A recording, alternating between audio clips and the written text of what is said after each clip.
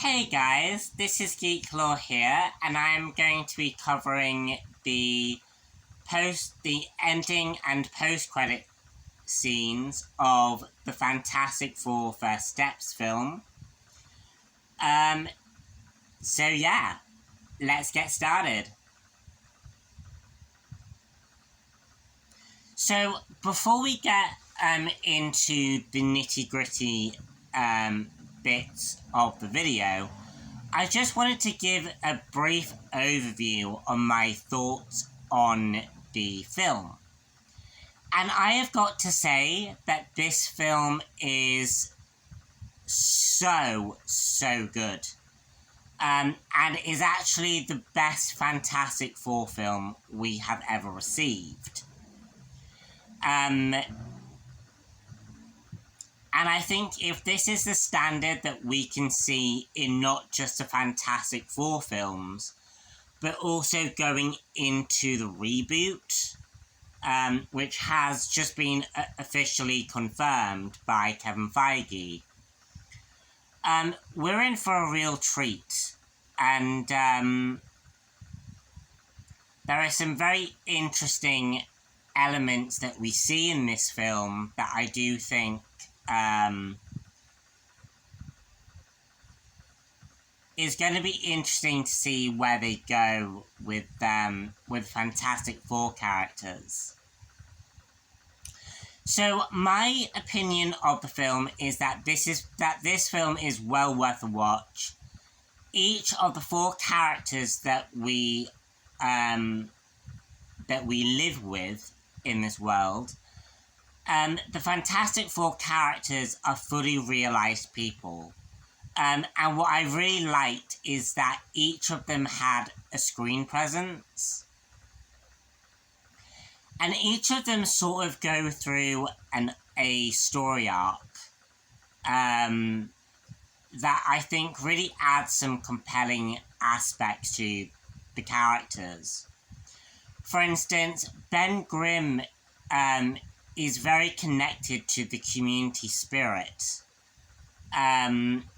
Johnny Storm has this whole subplot with the Silver Surfer character.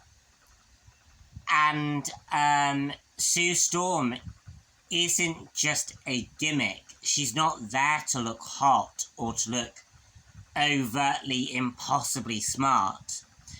This version of Sue Storm is actually very emotionally intelligent and is actually a leader leading a union between Subterranea and the human surface world. And she's able to lead these two factions into a new beginning for the franchise. For Earth 838, as this universe is confirmed to be. And what I also really liked is I also liked the fact that she is willing to disagree with Reed. And you really get a sense that is also taken directly from the comic, is that Sue and Reed do come into conflict. They don't always agree with each other. They don't always see eye to eye. But when it matters, Reed is always there for Sue. And when it matters, Sue is always going to be there for Reed. And although they see things from two very, very different points of view, both of these characters very much need each other, and I very much got the sense that their relationship is something that is going to stand the test of times. Also, Galactus, freaking amazing. Galactus was so good.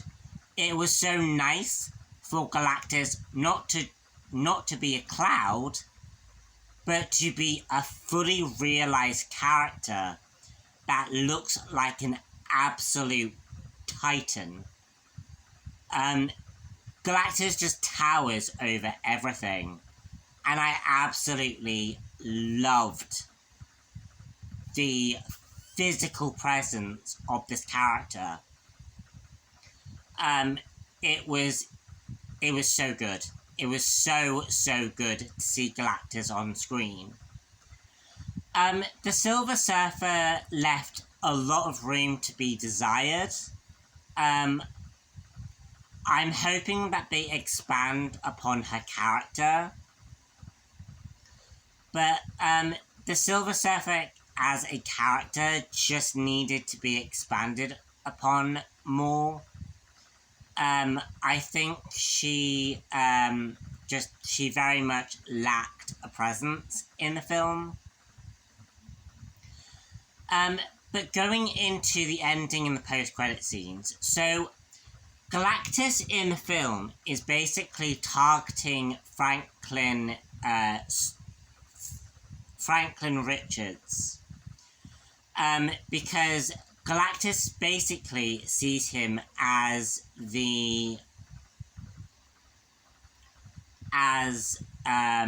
his successor.